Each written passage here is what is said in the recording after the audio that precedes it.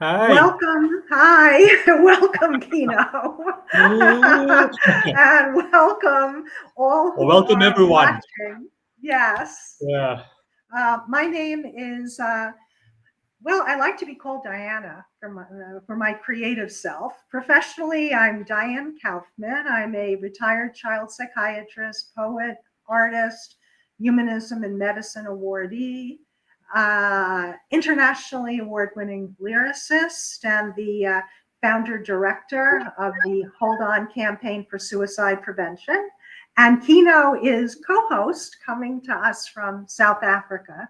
And he's a music producer, entrepreneur, and an advocate for the mental health of independent artists.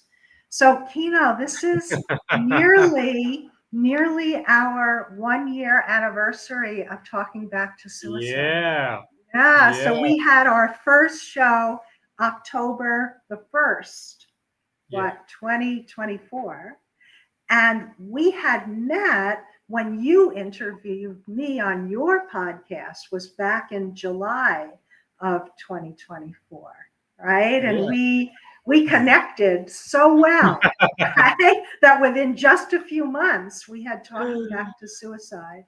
Um, but today, we'd like to share, I think, something that's a bit out of the box, right? And Yep. talk about the some of the other activities of the Hold On campaign for suicide prevention, and especially the Create Resilience Youth Art Contest for suicide prevention, which I'm so proud to say that after years of trial, tribulation, and passion, and not giving up, even at times feeling like giving up. So proud to say that the award winners for the first annual Create Resilience contest, they're going to be announced tomorrow, which is a special day. September the 10th is World Suicide Prevention Day, right? Yeah. So Yeah. Yeah. tomorrow, those winners are going to be announced.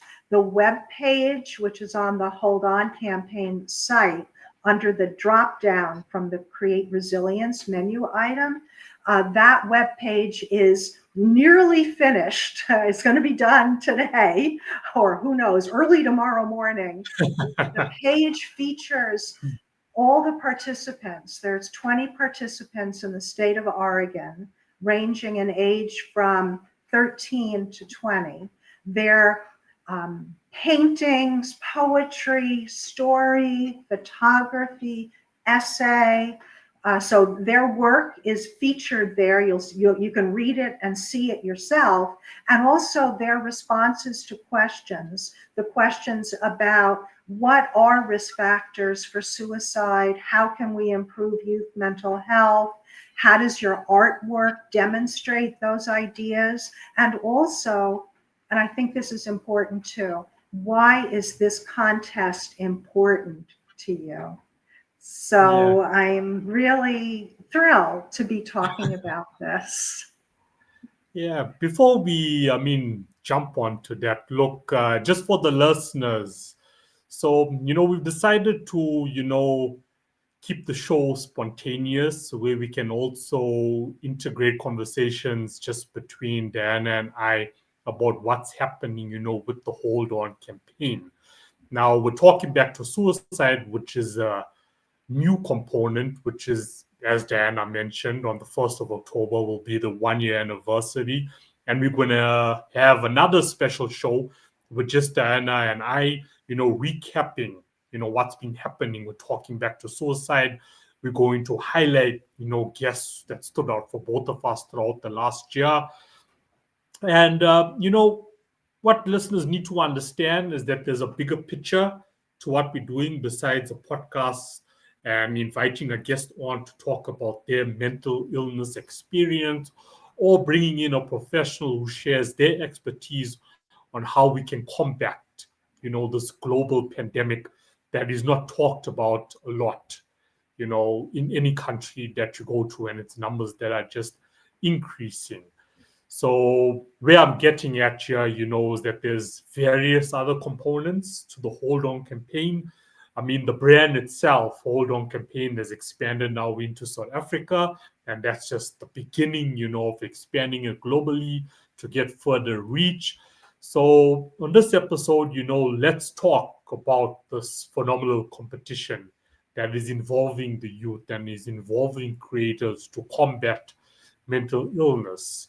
So, let me start off by asking, where did this all start? The idea of competition. Where did it all start? What was the initiative behind it? Well, thanks, Kino, for asking that question because it's interesting. Like, where do things begin, right? Because it's almost like I don't know if this is the best metaphor, like peeling like an onion, like the layers. Where is the origin, right? So I'm not going to go back to the very beginning, right? However, a starting point specifically for what ended up being called the Create Resilience Youth Art Contest, because at the starting point, it was called something else. Same idea, but different words. It began before there was the Hold On campaign for suicide prevention, which is kind of interesting. Okay. How it began was I was a practicing, meaning I saw patients, child psychiatrist, been that for over 40 years, right? Back in 2020, or it could have been the end of 2019, one of my patients, a young adult female patient, bravely shared with me that she had nearly hanged herself. Thank God she did not follow through with that idea, but she was very close to doing that. And it could have been that she was even looking for the implement to do that for herself, to herself.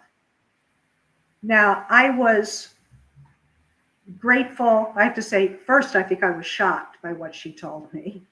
Second, or parallel to that, I was so grateful she was alive.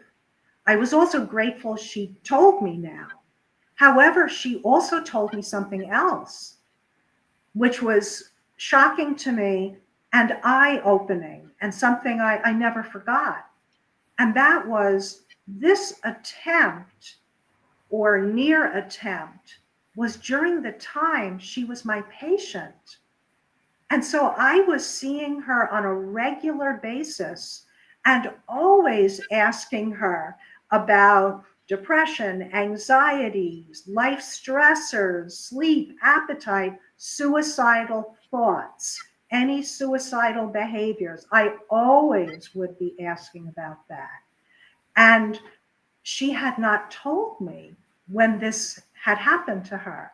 So now when she does tell me, I also asked her, what was the obstacle that she didn't share that with me? And I can remember with her, and I think this was taking place online, that I looked over the previous progress notes because she gave me a time frame of when this had happened. And together reviewing the notes with her, it was clear I had asked the questions, and it was clear she had not told me what actually was going on. So what my patient said to me was, I didn't tell you because I did not want you to take it seriously. And those words were so powerful.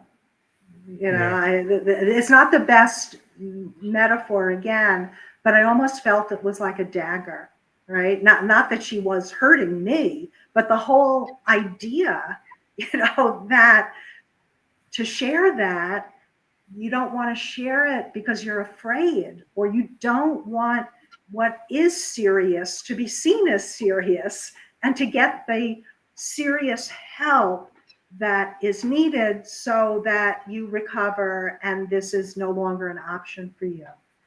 And it was an eye-opener for me, because I don't know if I ever thought this before. Because in mental health or in therapy, that the communication, the rapport, the relationship, the exchange, right, the comfort level, you're wanting a person, of course, in a respectful, compassionate way, to verbally share with you what's happening, right? So it's focused on listening to, I mean, reading body language to the best that one can, but also listening and evoking a person speaking to you. And this was an eye opener for me, that not only is it what somebody's telling you, maybe even more importantly, is what they're not telling you. So this was kind of an earth-shattering experience for me.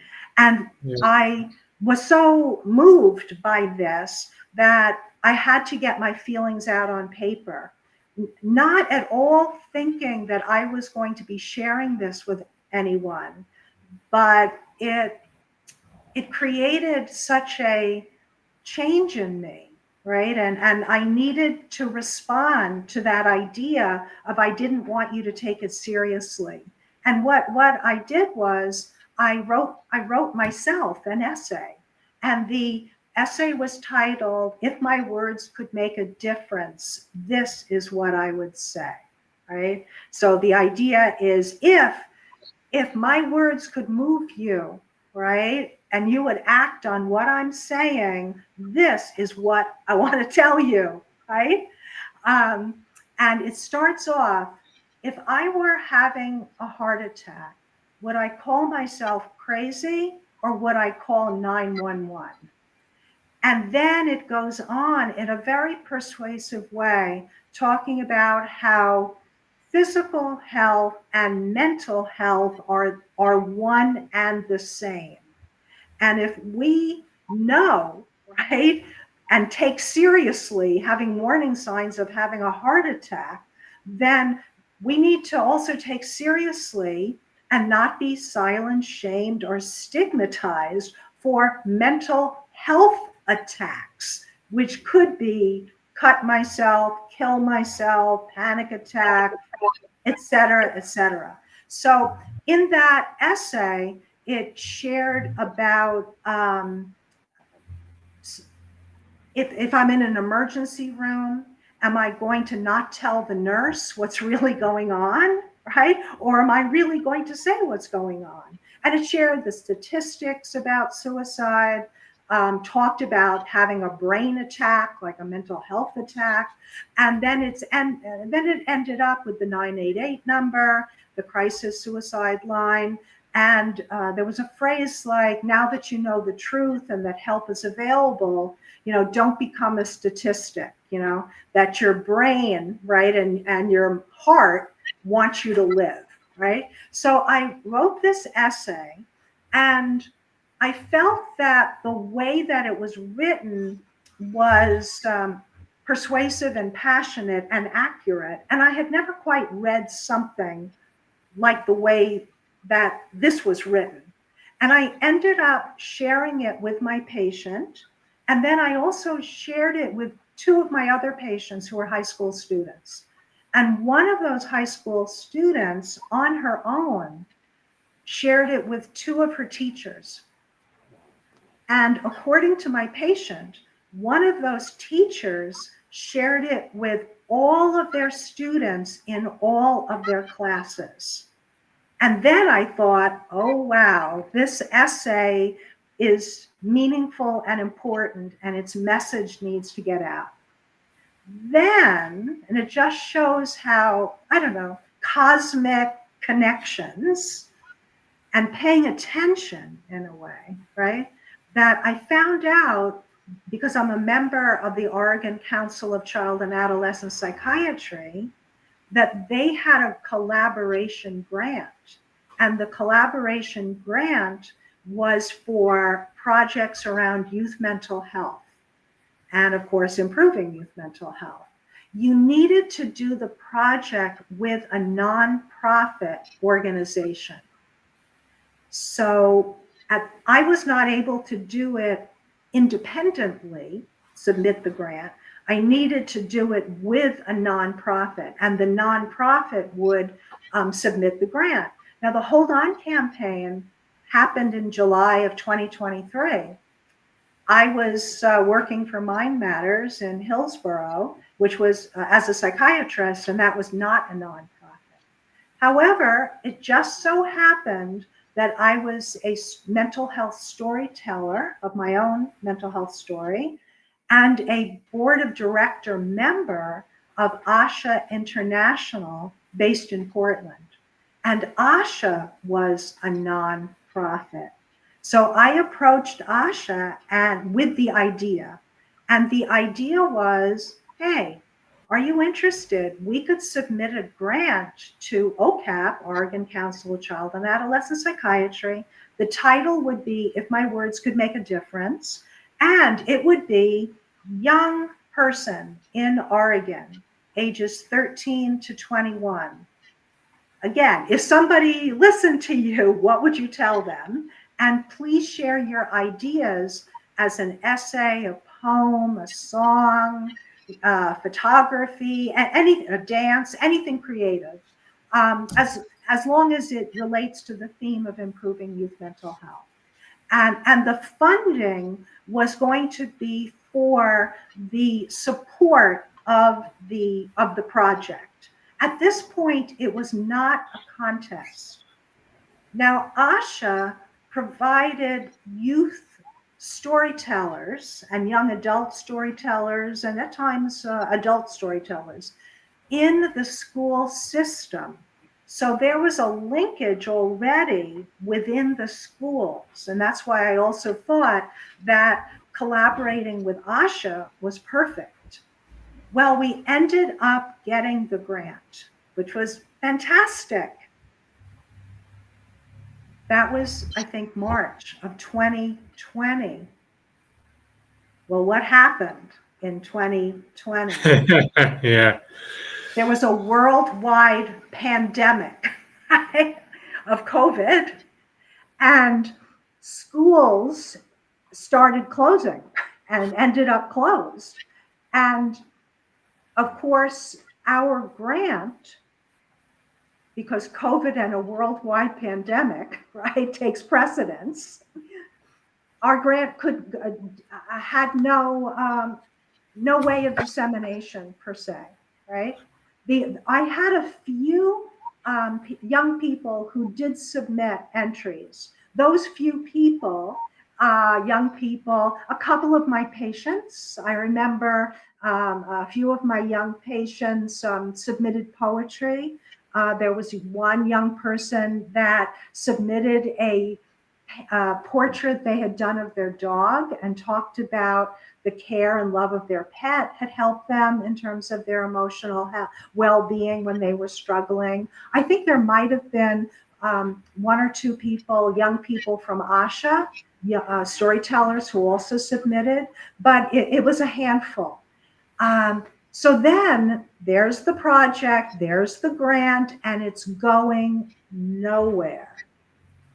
And I'm someone that when I have a project and it was a worthwhile one, this was really weighing on me because, it's a good project. I wanted to get out there. I wanted to make a difference. And also the responsibility that we had received funding to do this. And I want to be true to my word to use the funds for this project. So over the years, what happened was at one point, I and a colleague, Karen Corona, who's a therapist and an expressive artist, she and I got to know each other at a NAMI walks where she saw the Just Like This Tree gigantic poster, 7 feet tall, that was developed through the work that I've done in collaboration with artist Amanda Meador. And Karen was so drawn to this giant banner. She came over, we started talking, and then we presented at an Oregon Suicide Prevention conference, something on creating resilience through the expressive arts. And then I thought, when one of our presentation topics was well, on creating resilience. Like, what are the top 10 things about creating resilience? And then I thought, oh, okay, I could write an acrostic poem about this, like a drop down where create resilience is drop down, C is this, R is that. And it became a poster, beautiful, again, by the artist Amanda Meador. I like to give credit to the artists. And I thought, okay, I'm going to change the name of the project, right? It's no longer If My Words Could Make a Difference. I'll call it Create Resilience Youth Mental Health Campaign. And now the schools were open, but they were still, either they were just opened and now they're in crisis because after COVID, everybody's coming back. But then even years later, the teachers are overwhelmed with all the work that they're having to do.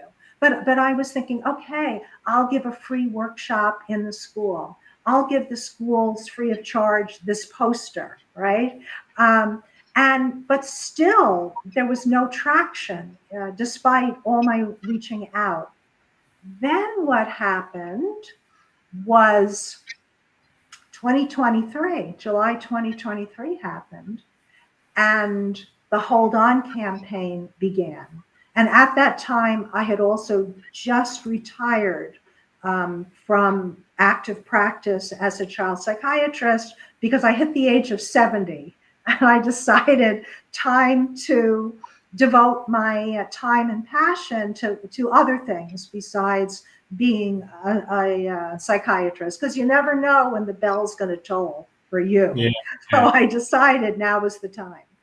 So that happened in July 2023. Hold On campaign begins. And then there was the closing of ASHA International after many years of excellent service. Well, there was still that money available for the grant, right? It was at this point, it was, I know it by heart, it was now $1,007. And the original grant, I think it might have been $1,500 or thereabouts, maybe a little bit more. So there's $1,007 left. Now, at this point, if you remember, the original grant criteria was you needed to do it with a nonprofit. And that's why I joined with ASHA. But now ASHA was closing. But the Hold On campaign was a fiscally sponsored nonprofit through the grace of God, right? And that meant that the money could be rolled over to the Hold On campaign. So I was in touch with the Oregon Council, and they had agreed to the money being rolled over because, that met their criteria. And then I said, hey, I have a good idea, but I need you to think it's a good idea too. And I let them know how much I cared about the project and how much it weighed on me that it was years later. This was now from March 2020 to October 2024 with the closing of ASHA, that this grant had not materialized in reality. And I said, here's my idea. I would like to take the remaining funds and make it into a contest, right? So there'd be a first prize and sizable cash awards in recognition of the seriousness of this topic, right? Of mental health distress, suicide attempts, lives lost by suicide, and the need for people who this is impacting, right? Personally, friends, family, for them to lend their voice on solutions, what we need to do, if only we listened to them and enacted what they said. So the first prize is $350, second $300, third $250, two $50 honorable mentions. And if my math adds up right, I think that's about $1,000. And they said yes, right? So then I was off and running again, right? That there was new energy into the project, and I renamed the grant. And now remember, it was If My Words Could Make a Difference, Create Resilience Youth Mental Health Campaign. And finally, it evolved into the Create Resilience Youth Art Contest for Suicide Prevention.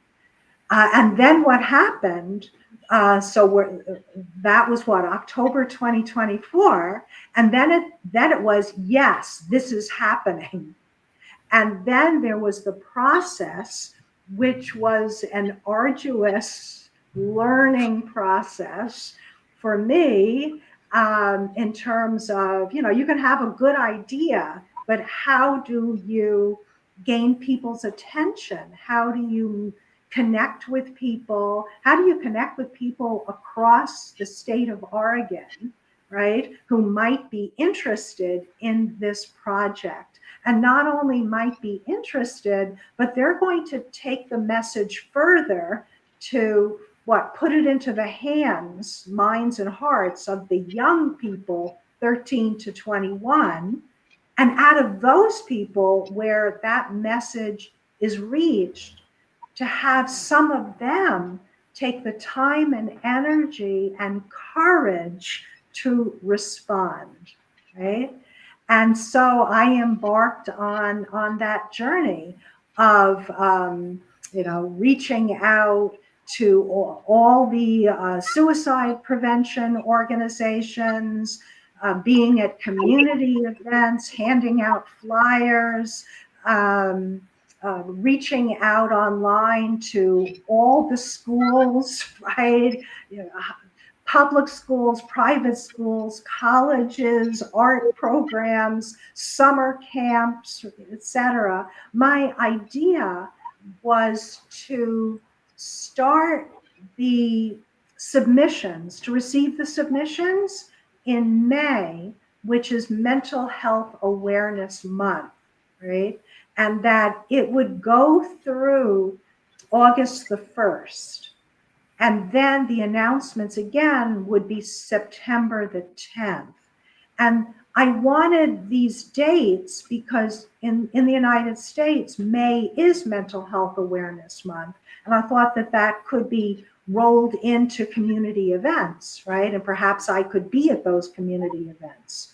And I wanted it very much to be announced September the 10th, World Suicide Prevention Day. And my learning experience, so there's idea of failure, right? But failure, is also learning. It's getting up again after not getting what you want, right? And then, then figuring it out. Well, why? Good idea, but do I have to modify this? Because sometimes, when you do something for the first time, you may learn. not know. You just don't know, right? Well, how it could be better. So now I've learned through my experience, and I also want to share this, Kino, and I'm being vulnerable saying this. There were times during this process of once I got it going, meaning, yes, this is really happening. There's no COVID, right? I'm no longer dependent on getting it into the school because it's a wider scope now. And I added the prizes. So I thought, certainly there's somebody interested in making $350, right? So I had a lot of energy, like this could be successful, right? And my goal was, I thought, okay, randomly in my head popped 50. I was thinking, okay, if I could get 50 people, that's a good start for the first year, right? And I'm thinking, 50 people, this is the entire state, right? There has to be 50 people, right? Well, that's not necessarily true, right? And because I'm saying again, for this message to reach those young people who will take the step forward, and later I called it answering the call, the hero, right? The hero out there who's going to answer the call, take the time, create, right? And share, be vulnerable and brave. I learned that that's a very special person who's going to do that, right? And so there were times starting in May, it was like, well, I have to say, I received one submission before the start. It was like at the very end of April, somebody submitted something.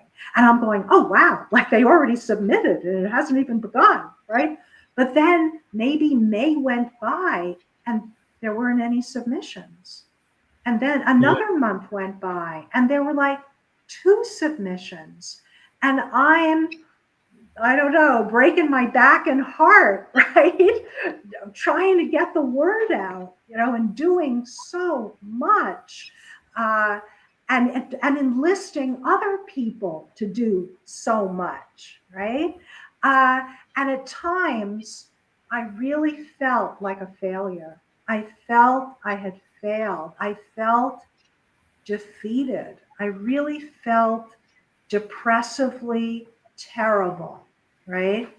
Um, I felt the idea was so worthwhile, and I knew it could make a difference, and yet it wasn't. It felt like it wasn't making a difference, or I wasn't making a difference, or no matter what I did, it wasn't happening, and I really felt terrible, right?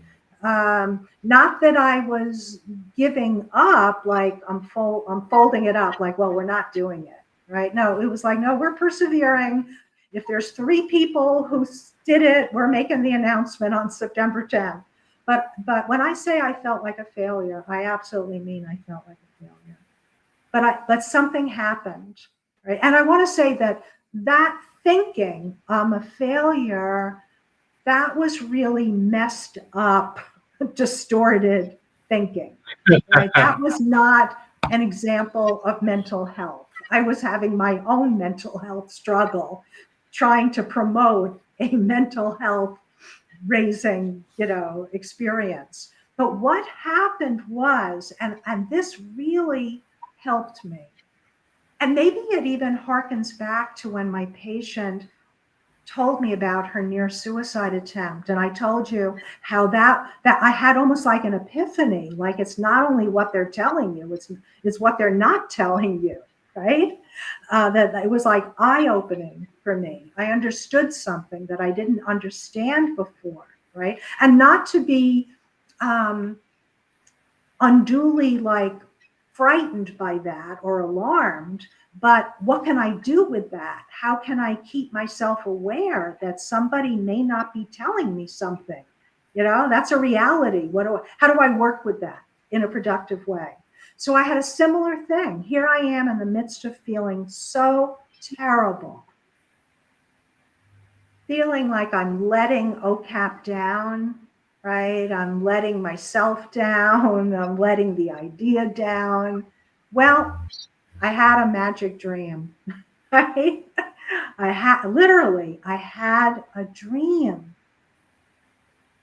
Interesting, because I had a daytime dream. The daytime dream was this contest, right? I had a nighttime dream. And the dream was that, and I alluded to this before, that I needed to change the way that I was thinking about how the message was getting out, and to whom the message was meant for, right?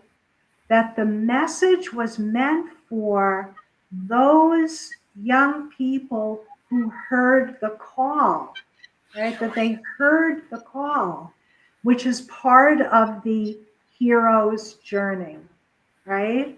That we can have life struggles, and we all do. And some people have even horrific life struggles, not even of their making, but it's part of their life.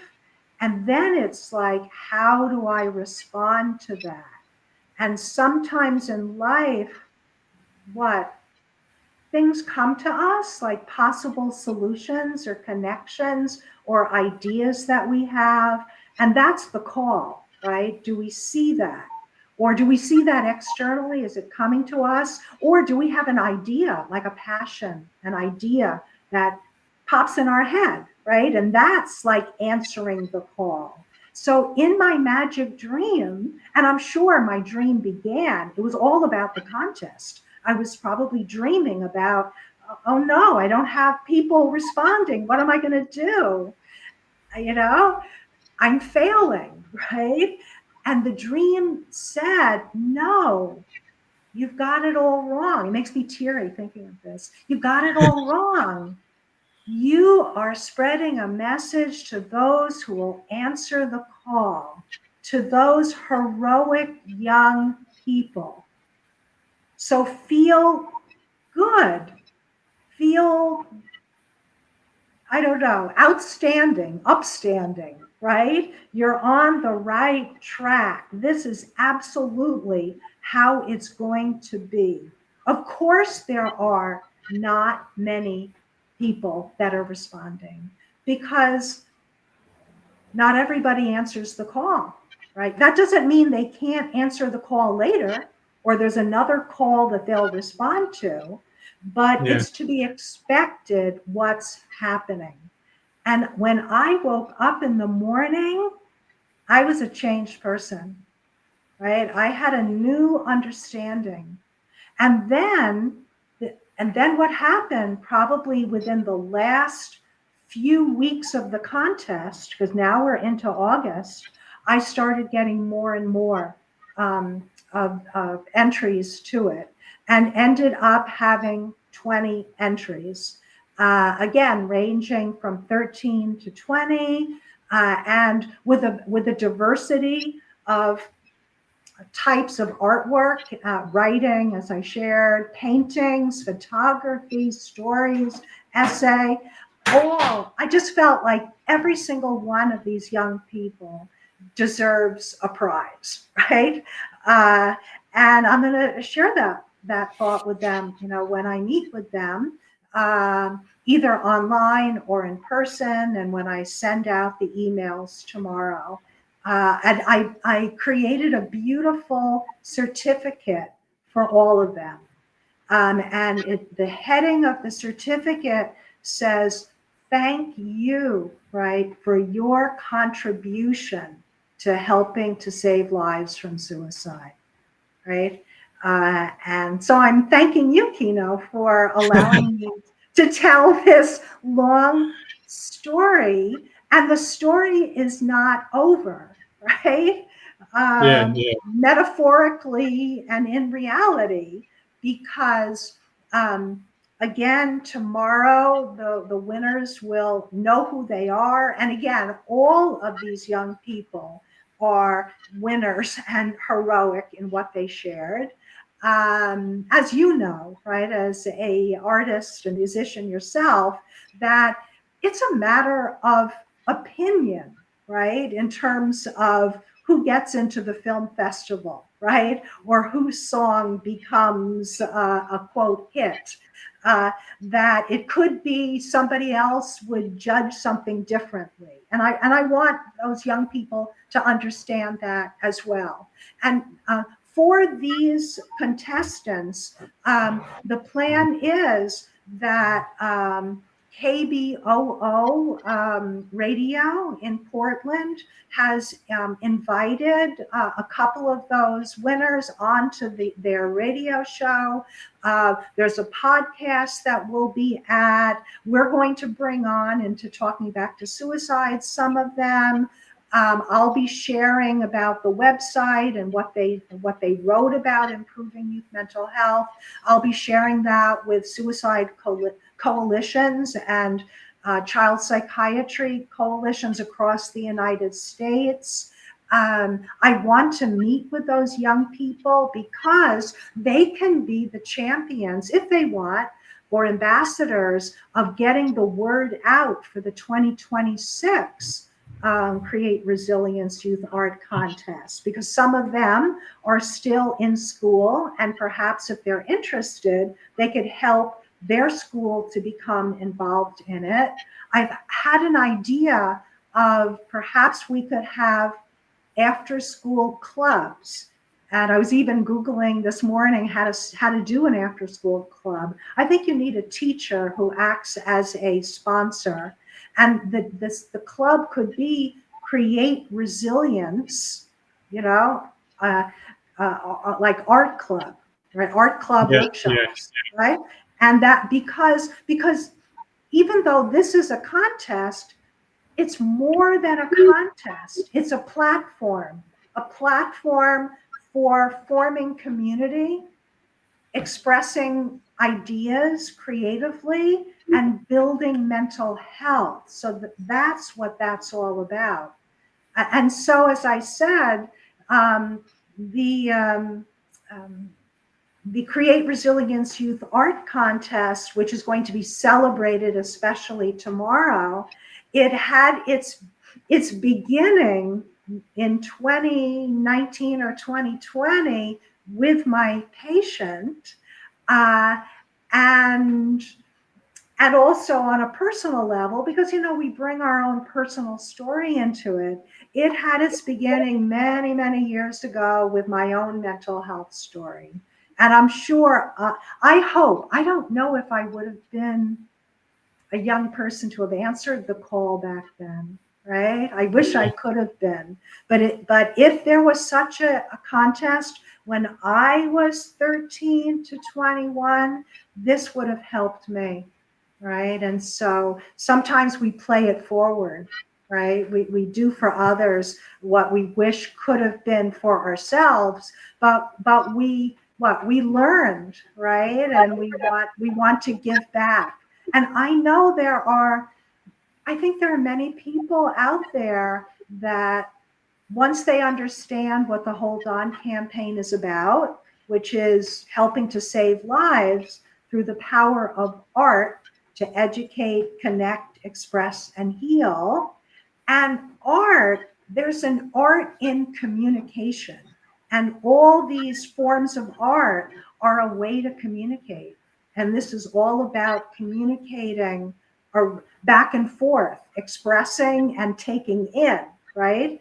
Helpful, life-saving communications around mental health. And we're going to be looking, of course, for donors to the project, to help us, because each of those flyers costs money.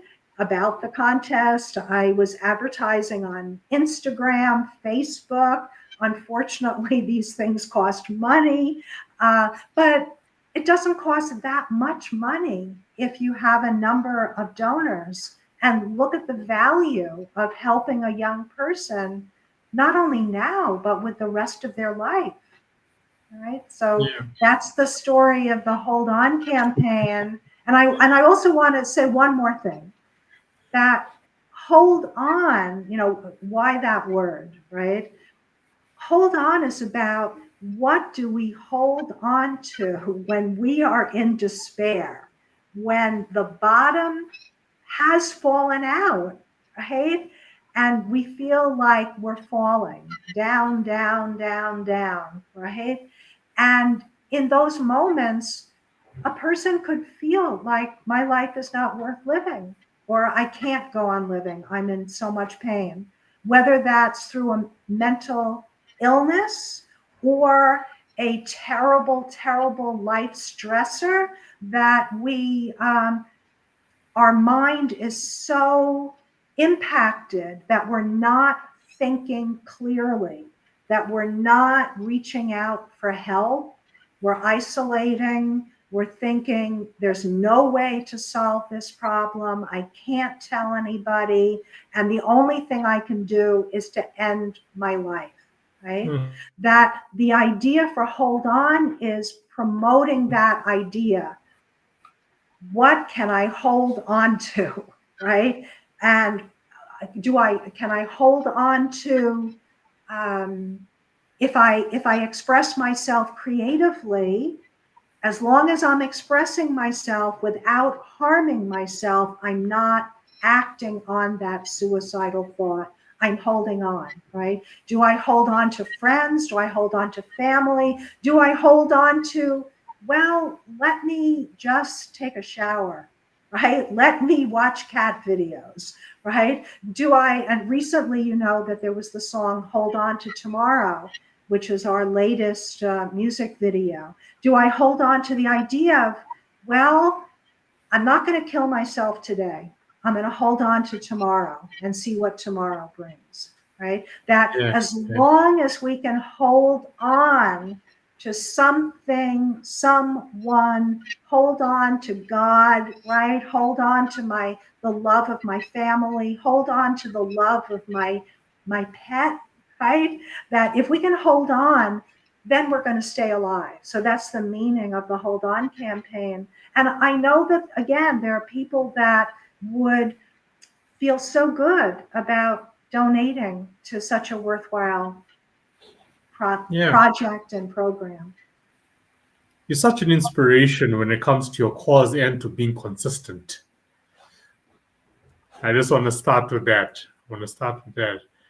I mean, what a story, right? What a story. And this just shows you, how something can happen. And we're talking 5 years ago, and here we are 5 years later. And now what the goal was back then is now coming to the surface, already at the surface.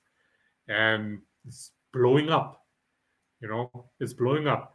And there's no need to thank me, for giving you this opportunity, to talk about this contest and this component of the Hold On campaign, but it's just to now, get the message out there about what else, the Hold On campaign is doing, besides just talking back to suicide and having a guest on each and every single week, and it's now also giving you an opportunity to express yourself, to talk more, to get emotional about the Hold On campaign, and what you're attempting to do for these young individuals. Because from where I'm sitting, you are now creating the future youths who are going to continue your work. This is your legacy. You know, they'll be your winners. Some of them are not going to make it. I'm going to ask you a question about what the metrics are going to be about. But I mean, it's to inspire them to continue building this, you know, and create for, an audience for themselves as well with their work, you know. So like what It's are the really empowering voices, right? yeah, That it's you empowering you voices. It's have a giving voice, right? What do you want to say, right? And yeah, how can you best say it? And also that idea, and this goes back to, this is before 2020, that with another um, patient scenario, that I wrote a poem called Don't Give Up, and that became a lyric, and it was one of the first, even though there were one or two, but that was a few years before that Don't Give Up became an animated music video. And I wrote that poem for my patients. And it starts off, and of course, when you do something, quote, for your patients, which I was doing, but I was also doing it for myself. All these things that I've helped to create, it's also that I want to hear that message. I need to hear that message. I know you would be helped to hear the message, but I do also. And that song begins, don't give up even though you want to. And the story of the now the Create Resilience Youth Art Contest, it is really a story of that too. Don't give up. And because also, which I find so interesting creatively, is that if we have that belief in the project or the idea, it's like the goodness, the value, the merit of what we want to accomplish, right? And it doesn't have to do with suicide per se. It could be any other topic, that a person is doing. But if we have that belief in this is worthwhile, and if we stick to it, right, we don't give up, that we will persevere, we'll learn as we go. Maybe the shape of the project changes over time, but we stick with it, right? And I just find that really interesting because it can evolve. And the story that I shared is really an evolution, right? That the idea, the core of the idea remained true to itself, but it evolved over time. And I think that's an Yeah. important thing to understand, because sometimes we can feel, and I felt like this, like I give up and I'm not doing this, I'm just, it's over. But then we don't pick it up again in a different way, right? I think it's important to complete something, right? Whether the completion is, well, it's not working this way, I'll try it another way. But if you have that burning passion for the worthiness of that idea that you want to share with others, then it's important to not give up and follow the development and the transformation and the evolution of it. Because what, you're traveling a road, and the road is, if we get off the road, right, of where we're going, we're not going to get there. You know what I mean? The road may have twists and turns, but as long as we're on that road headed towards our dream, eventually something positive is going to happen. What do you think of what I just said? Yeah, I agree with you. The hardest and simplest thing for most to understand about life is that everything has its time and place, and you can't force it. You know, I'm going to use this as an example, something I learned. I'm going to use my chain, you know, um, I can get it out to explain what I'm talking about. Okay, it's not coming out back. But what I'm trying to say is that, like, the more you keep forcing something, it keeps going away from you. If you notice that with your chain, you know. But if you don't, it comes to you. You get me what I'm saying? Let me go like with this angle. You see, if I'm not chasing it and I'm trusting the process, what Yes. I'm hoping for is coming towards me. But if I Yes. keep waking up each and every day and forcing it to happen, but it's not the right time and place, or I'm not Yes. trusting the process, it's going to keep going further and further away from me, you know? And then that creates the anxiety, that creates the depression, Yeah. you know? And why I say it's the hardest and simplest, because it's the simplest thing to do, right? Wake up in the morning, with a smile in your face, give gratitude that I'm still here, I'm still alive, go about your day, do your best that you possibly can do, you know. Some will say, oh, yeah, easier said than done, but it takes practice, and that's the hard part about it, you know. So Yeah. that way it can become difficult to, like, okay, I've got this going on, I've got that going on. Like when you were talking about, when schools were back in play. But, we also to keep in mind that when people were coming back from a lockdown, they were also coming back with a lot more trauma than, they had 2 years ago. So you also had to deal with that. Anybody had to deal with that, whether it was a nonprofit, whether it was a business, we all had to deal with that. So the hard part is just knowing that, okay, I need to put practice into this. I can't force what I want to accomplish, but I just gotta Yes. trust the process. I think you're very much onto something. I think that my difficulty when I was talked about to you about, oh, I'm feeling like a failure, I'm doing so much, like why am I not getting more and more people? I was forcing it right? I was wanting to make it happen a certain way, and Yeah. that was out of my control. That I can only do. I can put it out there, right? And put As you it said, out under there your in a control. better and better way that's more conducive to people receiving it. But whether or not that person responds, that's out of my control. But That isn't it is like our part of that control. 12 step, right? Yeah. God grant me the serenity, right? To know what I can change and what I can't change. Yeah. Yeah. It's out of you. If it's out, you can only control so much of whatever it is you're wanting to achieve, with your life, generally speaking.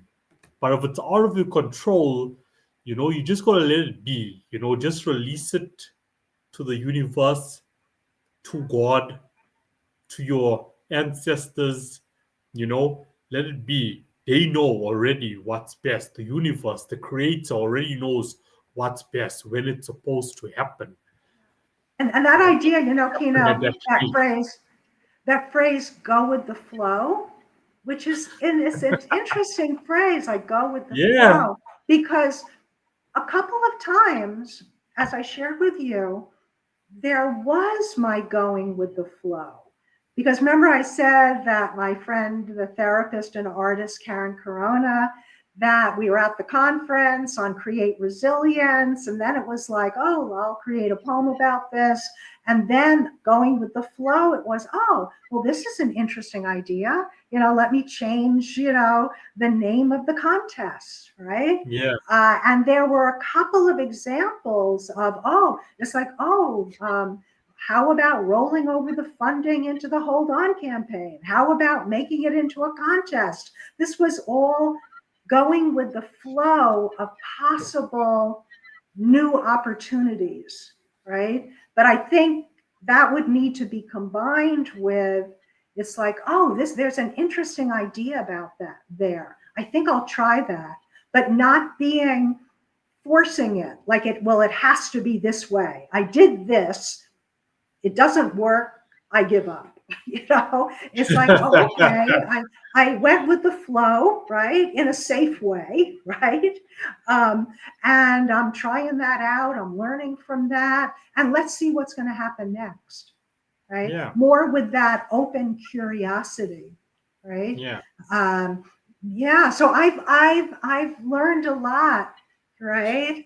During this Sometimes you whole need to. process, and I will continue to learn and grow from Yeah. this. Sometimes, the thing is, and I thought about this over the weekend. When I was a kid and when I was a teenager, I always went with the flow.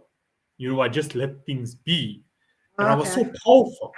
I was so powerful, and I just became more and more powerful, but in a good way, you know. And then when you're an adult, because you're trying to force things, or many things all at once, it's not working out like how it should work out for you when you were a kid. And then when you look at the suicide rates for kids, it's because we're not giving them that gap to just go with the flow, to be children, you know? We're not. We're not at all. We're forcing them. We're putting the pressure on them.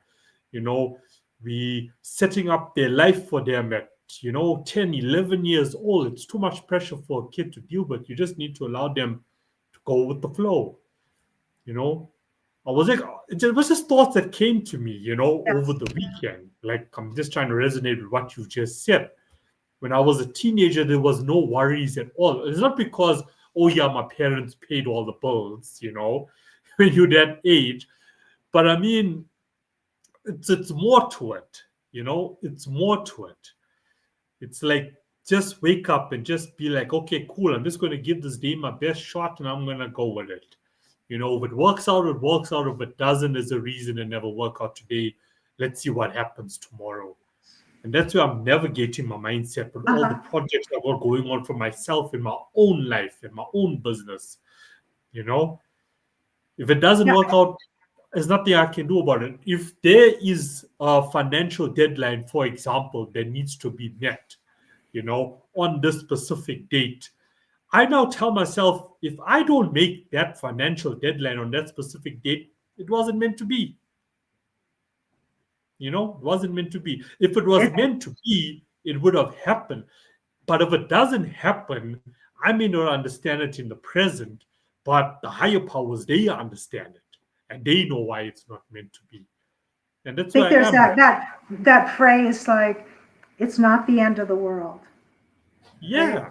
Yeah, and because it's interesting that on the one hand we talk about suicide prevention, right, and crisis around suicidality, but in terms of building mental health, that is developmental.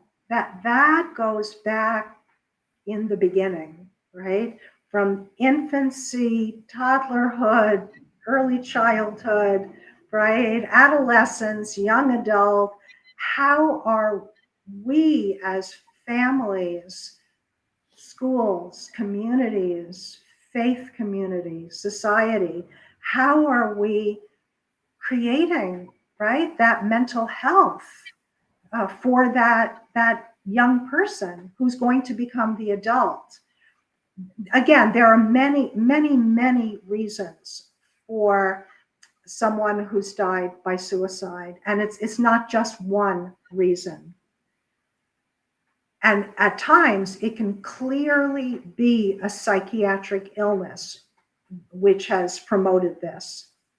And also, it does not have to be a psychiatric illness. And so that's why this holding on idea also goes way back in how we are developing as human beings, right? Because so I know for myself, as a young person growing up, that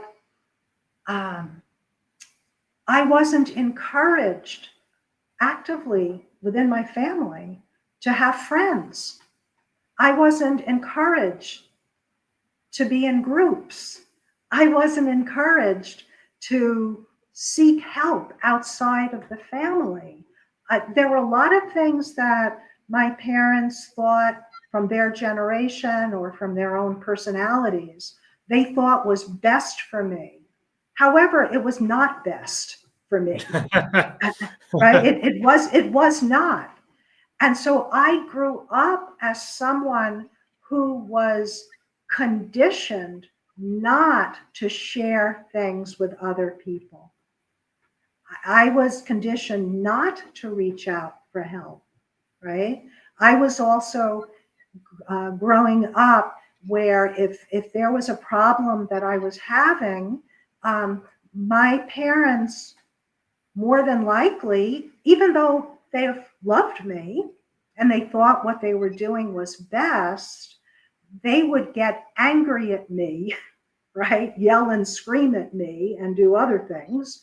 No, I want to say not in any way physical abuse, but not talk to me for weeks. My dad didn't talk to me for months at one point. They would do things which meant that I could not turn to them to support when I was in trouble, because I knew that I was not going to be supported. So if you grow up in an atmosphere where you're not conditioned in a positive way to want to reach out for help, and you can't turn to your family for help, you're at increased risk for mental health problems, right? So I'm bringing all this up just in that whole relationship of what we just talked about, like go with the flow, right? It's not the end of the world, right? Knowing it's okay. It's okay to have difficulties. We all have difficulties and we all make errors, right? And we all need caring support in the family and outside the family. That's the truth. And if we don't grow up and have those supports available to us, and we're not developing in a way, are, well, not in a way, all the experiences we're having as we're a young person, up to our 20s and even more, all those are creating our brain. Our brain is being created out of those experiences. And so one is becoming wired as it is. One person who's able to say, wow, this is horrible. I feel terrible. I want to kill myself, or I want to give up. But that means I need to speak to somebody. Versus someone else who's been wired into thinking through their life experiences that this is the end of the world and I can't tell anybody. And so I have no option other than killing myself, even though that's totally not true, right? There is help. There are options. Help is available. You don't have to kill yourself. But all this is developing throughout our lifespan.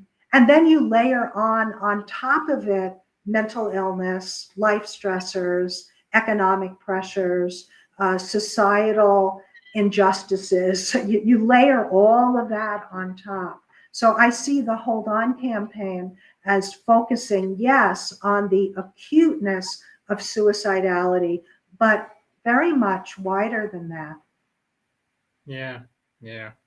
There's any piece of advice I can give to anyone out there right now who feels it's the end of the world? You need to unlearn everything that you have ever been told or taught from the moment you can remember till date.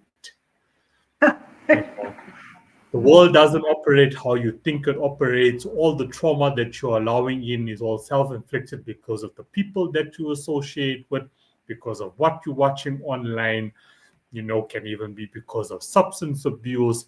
It's all just energy, and you're allowing all the negative energy to set up camp in your life instead of letting it just pass by. Or, yeah, or you're feeling helpless. And there's the phrase learned helplessness. I think it was by maybe a psychologist, Morton Seligman, if I got that right, who talked about learned helplessness. Learned helplessness is when we're not supported, right? And we want to make a change. And yet it's not happening, it's not happening, it's not happening. And then eventually we just, well, I give up. But don't give up. Right? There's this moment now, just even listening to what we're sharing right now can make a difference for you, right? It's never too late, right? It's never too late to have a life worth living. Yeah.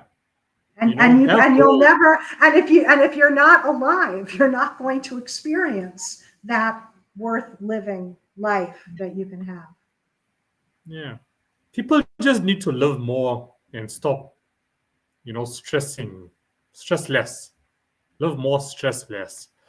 Love I that. feel like, Live more, stress yeah, less. live more You know, stress. I started something. Maybe we can end with this. I started something, and the something just started with one thing, right?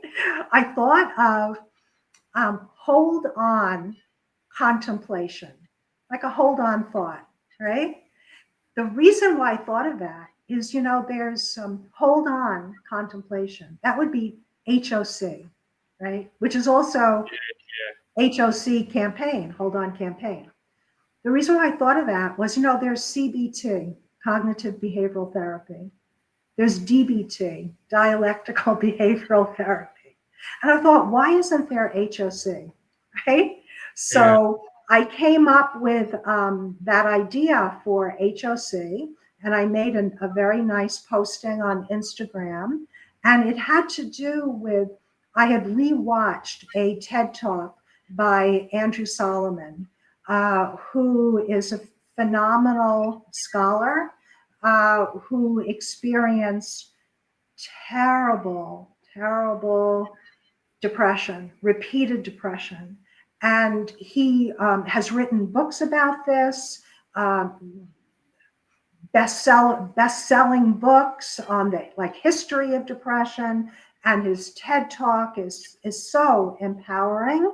And in his TED Talk, this goes back from years ago, he says, the opposite of depression is not happiness. He said the opposite of depression is vitality. And then I looked up the meaning of vitality, and a meaning that resonated with me was from I think maybe the National Cancer Society. And it said something like to grow, develop, and live, something like that, right? And I made a hold on contemplation out of what I just said to you, right? And then I ended it by saying, like, even the smallest change we make, right, is like a change to helping us live a life worth living. And this is what I will do today to make myself vital, period. Yeah. And Yeah. so I welcome you, right? You and I together, right? Or you alone.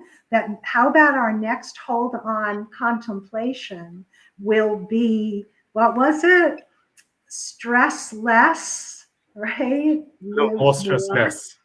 Yeah, I'd love that, to make it into a ingestible, bite-sized, but nourishing thought, right? Yeah. Yeah. And when I say live more, stress less, I'm not saying, don't have any sort of purpose in your life. You all have a purpose. You all here for a reason. Why would you be at all? Have goals, have objectives, but don't take it so seriously that Yes. you're not living at all. There's so many people out there in the world who are alive in a physical form, but they're dying inside, you know? So when I say don't take life seriously, I'm not saying, don't live a life without purpose and goals and objectives, like I just mentioned, but just chill out. It'll all happen in due time when it's meant to happen. And that's Mm-hmm. just how the world is. Remember one thing, no matter what you are chasing in life, God is going to take you through many levels first. And if there isn't people out there to support you physically, there's a lot of people just like Diana and I online, who you can reach out to at any time. But you also have to learn to develop yourself physically and mentally to survive in this world, because nothing is going to hit harder than life. Nothing. And I take that quote from the movie Rocky. To conclude, nothing is going to hit harder than life. You are just going to Oh, learn to have to lift yourself up and hit back mentally, physically. That's what you're going to have to do for yourself. You it's a know, new day.